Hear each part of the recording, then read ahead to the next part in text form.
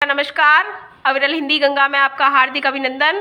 आज हम शुरू करने जा रहे हैं क्रिया के भेद में संरचना एवं प्रयोग के आधार पर भेद। आज हम पढ़ेंगे क्रिया के भेद संरचना व प्रयोग के आधार पर।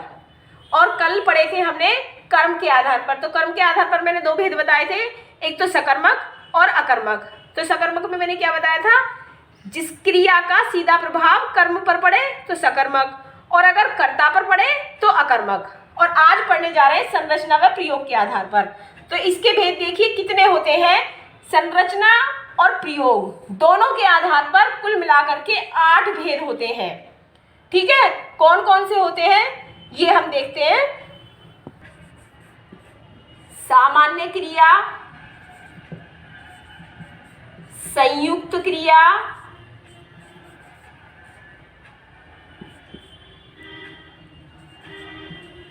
तीसरा पूर्वकालिक क्रिया, पूर्वकालिक क्रिया,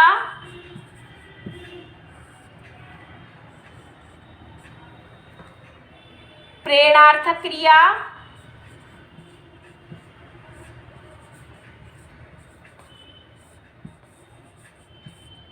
प्रेरणार्थक क्रिया,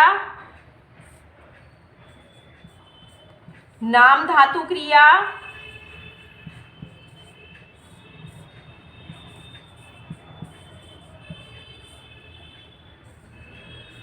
कृदंत क्रिया,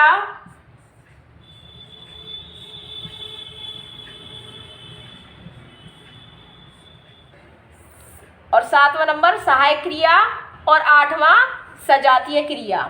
तो अब इसमें एक एक करके हम सबको पढ़ते हैं। सबसे पहले पढ़ेंगे हम इसमें सामान्य क्रिया कौन सी क्रिया होती है।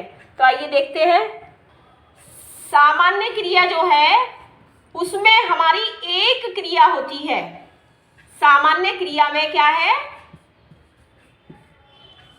सामान्य क्रिया हम किसे कहते हैं कि जिसमें हमें एक क्रिया होती है और एक ही कार्य होता है, वो हमारी सामान्य क्रिया होती है। कैसे, जैसे हमने लिखा कि मैं पुस्तक पढ़ती हूं। ठीक है, अब इसमें एक ही तो कर्म है और एक ही क्रिया है, एक क्रिया और एक कर्म। तो जिसमें एक क्रिया होगी एक कर्म होगा, वो हमारी सामान्य क्रिया होगी। अब ये है हमारी संयुक्त क्रिया। संयुक्त क्रिया का, संयुक्त का मतलब है जुड़ा हुआ। तो जिसमें दो क्रियाएं हो, मतलब कर्म जो हो वो एक हो लेकिन क्रिया कैसी हो, दो या दो से अधिक भी है, तो वो हमारी क्या है कि संयुक्त क्रिया होगी।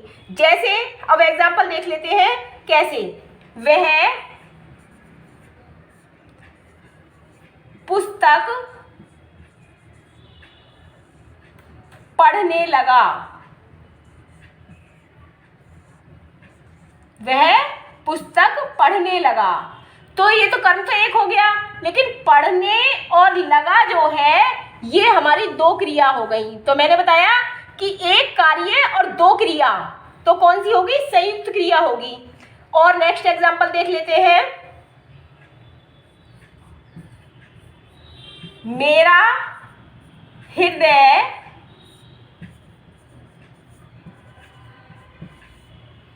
खुशी से भर गया। ठीक है, तो जो मेरा हृदय है वो किससे भर गया, भर और गया। इसमें दो क्या आ रहे हैं, दो क्रिया आ रही है, एक तो भरना और एक गया। तो क्या हो गई, संयुक्त क्रिया हो गई। और नेक्स्ट एग्जांपल और भी देख लेते हैं। मैंने पाठ याद कर लिया। मैंने पाठ याद कर लिया। ठीक है, तो कर और लिया, दो क्रिया हो रही, कर्म एक दो क्रिया, तो समझिए कि हमारी संयुक्त क्रिया होगी। अब नेक्स्ट देखते हैं। अब देखेंगे पूर्वकालिक क्रिया किसे कहते हैं। तो पूर्वकालिक का मतलब है कि पूर्व समय में, पूर्व समय में जो क्रिया हो गई हो। अब इसमें विशेष पहचान क्या होगी कि दो क्रियाएं होंगी, लेकिन जो एक क्रिया होगी वो पूर्वकालिक होगी, मतलब वो पहले काम हो गया होगा, दूसरा कार्य बाद में हुआ होगा। तो इसका उदाहरण देते हैं कि वह टीवी देखकर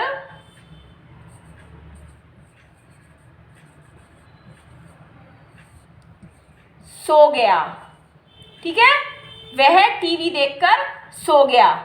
तो एक तो देखना और एक सोना, ये दो क्रिया हो गई। तो ये क्या हो गया, पूर्वकालिक। तो देखकर जो था ना, ये पूर्वकालिक है। पहले उसने टीवी देखा, देखने के बाद सोया ना, तो ये पहले ही हो गई क्रिया और ये बाद में हुई, तो ये हो गई पूर्वकालिक क्रिया। ठीक है, और एग्जाम्पल देखते हैं। मैं बाहर गई,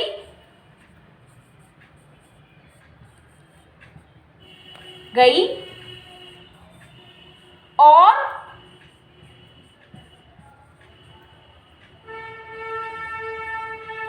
खेली।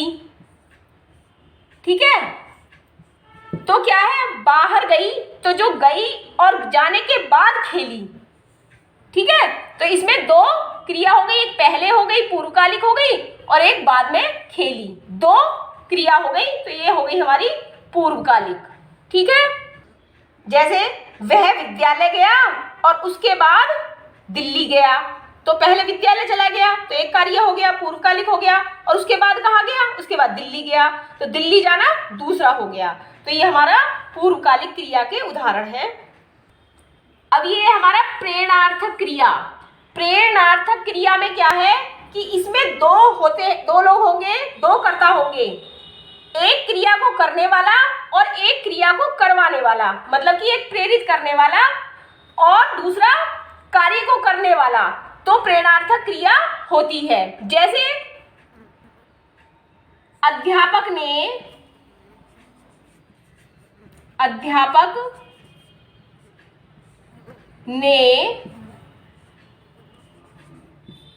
छात्रों से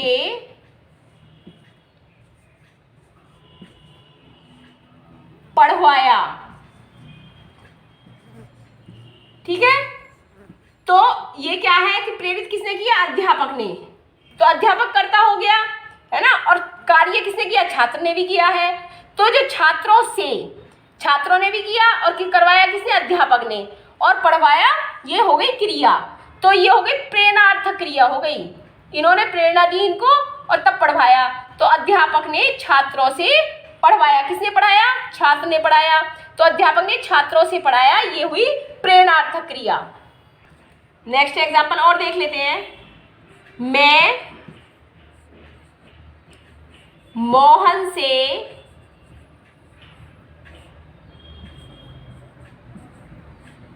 पत्र लिखवाती हूँ।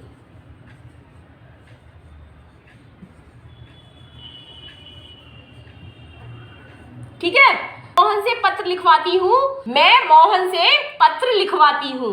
तो मैंने क्या करा, प्रेरणा दी, मैंने कहा और मोहन ने लिखा, तो दो कर्ता हो गए, और लिखवाती हूँ ये क्रिया हो गई। तो मैं मोहन से पत्र लिखवाती हूँ, ये हो गई प्रेरणार्थक क्रिया। तुम हरि से कार्य करवाते हो, तो ये क्या हो गया, प्रेरणार्थक हो गया। इसमें क्या है, दो कर्ता होंगे, एक कार्य करेगा और एक करवाएगा। तो तुम जो है वो हरि से करवा रहा है, तो दो कर्ता, एक करवाने वाला और एक करने वाला। क्लियर हो गया होगा। अब नेक्स्ट बताती हूँ, कृदंत से कृदंत क्रिया। तो जो कृदंत क्रिया है उसमें क्या है, कृदंत होता है, हमारी धातु होती है, क्री धातु है ना, तो ये हमारी कृदंत धातु है। और इसका क्या है कि क्रिया से क्रिया बनाए तो वो हमारी कृदंत धातु होती है। जैसे स्टार्टिंग में मैंने बनाया चल, पढ़, ठीक है, चल, पढ़, हंस, ये हमारी क्या है, क्रिया है। और जब मैं धातु है, और मैंने बताया था स्टार्टिंग में हम इसमें ना प्रत्यय लगा देते हैं तो हिंदी की क्रिया बन जाती है। लेकिन और कोई शब्द नहीं बताया था कि ता लगा देते हैं, ए लगा देते हैं, ना गे लगा देते हैं, ऐसा कुछ नहीं बताया। केवल मैंने बताया था कि ना लगाने से ये हमारी हिंदी की क्रिया बन जाती है, ना प्रत्यय लगा देने से। अब यहाँ मैंने बताया कि कृदंत क्रिया जो है उसको क्रिया से क्रिया बन जाती है। कैसे बन जाती है? चल जो है ये चल, पढ़, हंस, रुद, ये सब जो है हमारी क्रिया है। अब इसमें हम अगर चलना है ना, अब हम इसे बना दें अगर चलता या चलेगा, ठीक है, तब भी क्रिया तो पहले भी थी, क्रिया ही अब है, क्रिया ही अब है तो क्रिया से क्रिया ही बनेगी, वो हमारी कृदंत क्रिया कहलाएगी। जैसे पढ़, पढ़ेंगे, पढ़ना, पढ़ता, ये सब क्रिया है। और क्रिया क्या है हमारी? चल है, पढ़ है, हंस है, ये क्रिया है। और उसमें चाहे हम ता लगाएं, ना लगाएं, जो भी लगाएंगे बनेगी क्रिया ही, और पहले भी वो क्रिया ही थी। ये हमारी नाम धातु क्रिया। अब नाम धातु क्रिया क्या है? ये मैंने पहले जब मैंने संज्ञा वाला बताया था, संज्ञा प्रकरण बता रही थी, तो मैंने कहा था कि संज्ञा किसे कहते हैं? जितने भी नाम होते, दुनिया की जितनी भी चीजें हैं सब संज्ञा है, और उसका पर्यायवाची होता है नाम, ठीक है। तो नाम धातु क्रिया को समझने के लिए ऐसे समझिए कि संज्ञा, ठीक है, और संज्ञा के स्थान पर जो प्रयोग होते हैं सर्वनाम, ठीक, और जो संज्ञा या सर्वनाम की विशेषता बताते हैं तो वो क्या? विशेषण। तो संज्ञा, सर्वनाम, विशेषण, ठीक है, इनके लिए जो हमारी क्रिया प्रयोग होती है उसे हम नाम धातु क्रिया कहते हैं। अब ऐसा मैं नहीं बता रही हूं कि केवल हमारा जातिवाचक या हमारा कहें कि व्यक्तिवाचक, इसमें कोई भी संज्ञा है या संज्ञा के स्थान पर प्रयोग हो रहा है सर्वनाम, या संज्ञा सर्वनाम की विशेषता बता रहा है विशेषण, तो कोई भी जो शब्द है संज्ञा सर्वनाम विशेषण से और वो क्रिया बनाता है तो वो हमारी नाम धातु क्रिया हो जाती है। कैसे हो जाती है उदाहरण में देखते हैं हम।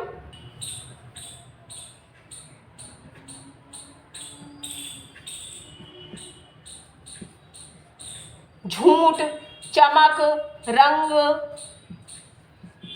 अपना आदि ऐसे जो शब्द हैं तो ये क्या है? हमारे भाववाचक है। अपना, रंग, चमक, चमक क्या है? भाववाचक है। अब जो ये शब्द है हमारे, चाहे वो संज्ञा हो, सर्वनाम हो या विशेषण हो, तो उनको हम क्या करते हैं? जब वो नाम इसके क्रिया प्रयोग होने लगे तो वो हमारे नाम धातु बन जाते हैं। जैसे झूठ है और हम उसे बोलने लगे क्या? झुठलाना, ठीक है, झुठलाना। चमक है तो या कहे चमकना या चमकाना, रंगना, रंगाना, अपना, अपनाना। जैसे मान लो मैं कहूँ कि उसने मुझे अपना लिया या उसने मुझे अपनाया, और वैसे जब हम सर्वनाम पढ़ते थे तो इसे निजवाचक सर्वनाम के अंतर्गत प्रयोग होता था। अपना, मैं अपना काम करता हूँ, ठीक है। लेकिन यहाँ पे कह रहे हैं अपना में, इस अपना शब्द को किसमें? क्रिया के साथ प्रयोग करेंगे तो क्या करेंगे? अपनाना। क्लियर हो गया? ये चमकाना या अपनाना, क्लियर? सहायक क्रिया, ठीक है। सहायक क्रिया क्या है? जैसे इंग्लिश में हम पढ़ते हैं हेल्पिंग वर्ब। एक तो होती है वर्ब, और एक वर्ब को जो सहारा देती है, जो सहायता करती है, तो वो होती है हमारी सहायक क्रिया। तो जैसे मान लीजिए हम पढ़ शब्द है, लिख शब्द है, चल शब्द है, ये शब्द है आदि, मतलब तो उसमें क्या होता है कि हमारी ये क्रिया तो है, लेकिन हमें इस सहायक क्रिया से ये पता चलता है कि ये किस काल की है। तो जो सहायक क्रिया हमें काल का बोध कराती है, काल